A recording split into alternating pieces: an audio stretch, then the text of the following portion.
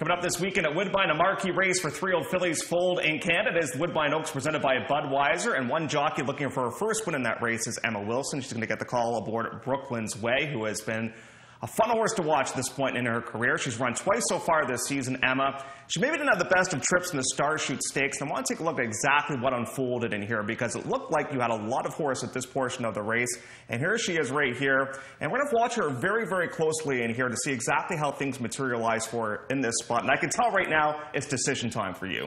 Definitely, Jeff, and the trip that I received for the majority of the race, I ended up being on the fence, and I wasn't unhappy with the position. She's a real game filly.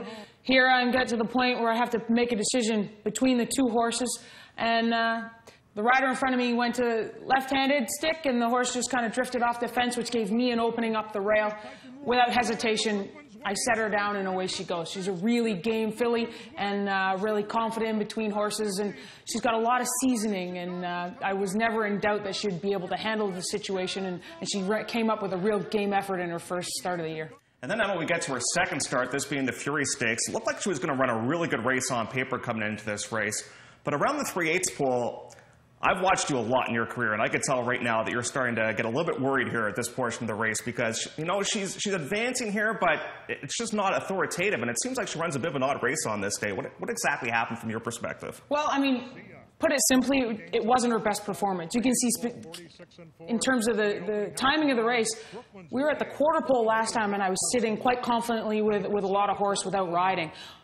That showed from the 3/8 pole all the way through to the top of the stretch. I was already in a hard drive.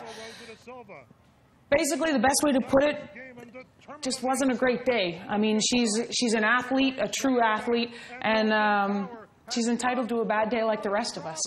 The way she ran caused John, who is the trainer, a very attentive and pays a lot of attention to detail, to completely go over from head to toe. And what he did find was she was having a little bit of mouth issues. And that's what I referred to in that first race. Having her head cocked a little bit at the time. I think that may have been something developing. She's an aggressive horse when she trains, and I guess she was coming up with a bit of a challenge in her mouth. Let's take a look at our most recent prep for this event. It took place on a Thursday morning. You were aboard. It was back on June the 4th. She worked in time of 1:12 and 4. You saw at the beginning there we had a pony with her, and that's because she can be very aggressive. So what she's doing is, as I'm trying to just settle her down to go to the pole in a relaxed manner, she's leaning into the bridle quite a bit, trying to evade what I would say, evade the bridle, evade the cues that I'm trying to give her, which is relax and settle. She's saying, go, go, go, go, go, and I'm saying, whoa, whoa, whoa. Everything's about timing and getting her to settle through that first part of the work and then finish up. What's kind of interesting here is you can see a couple of horses up in the top that break from the gate ahead of her as we finish up, and she kind of focused in on them and really wanted to run them down. So now is the time in the workout where we're going to get ready to have her go, finish up, finish strong, and you can see as she lengthens her stride, she's got a gorgeous way of going, and she finishes up beautifully. Were you pleased overall with how she worked? I was. I really was.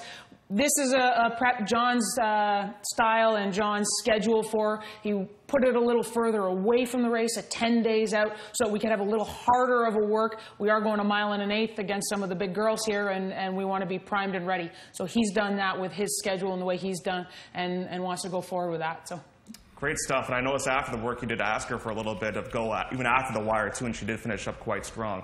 So maybe tell us about the overall makeup of this race, because obviously London Tower's last start was a very good one, but do you think your filly's better going around 2 turns? I would think so. Steve Owens wanted to have commitment for the rider that he was having throughout this London Tower's 3-year-old year, and he had his business sorted. So Alan Garcia gets a chance to steer that horse around, and hopefully we're the best horse on the day. Hopefully we don't throw another conquer, and I really think that in terms of between the two horses that I'm on the best horse. I wouldn't trade with anybody. Some big names coming up in this race. It should be a lot of fun. It's the Woodbine Oaks presented by Budweiser. Will Emma Wilson pick up her first ever Woodbine Oaks win? She thinks so, and I think she's got a big shot as well, and Brooklynsway is one to beat coming up this weekend.